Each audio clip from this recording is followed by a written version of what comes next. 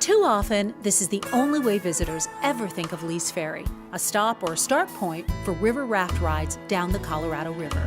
This place has a long history of folks just passing through. For 60 years, Lee's Ferry was the only place for settlers to get across the river and the Grand Canyon. But none of this would have happened if some people didn't stay put. The few families that stayed put lived here, in a ranch they rightly named Lonely Dell. It was not an easy place to tame. The stories that took place here are stories that we can all relate to as far as just trials and tribulations of life. Two rivers meet here, the Paria and the Colorado.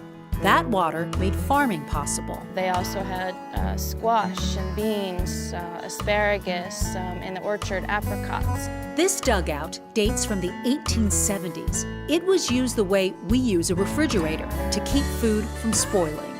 It's built halfway into the ground, which allows it to stay cool and would have been the food storage facility for the families who lived here after the Lees. The Johnsons would have used it, and the Emmets as well. The river could also be a menace. The Paria River, just like the Colorado River, prior to Glen Canyon Dam and the other diversions along the rivers, would have blown out with major storm, high water years, and so that occurred frequently enough at this location that they were a source of worry. Those hard scrabble times are long gone, but the National Park Service keeps this lonely treasure alive for visitors who are willing to slow down and look a little closer. It's a jewel. I mean, if you look around you right now, you can see the greenery with the red rock behind you, the shade that's here.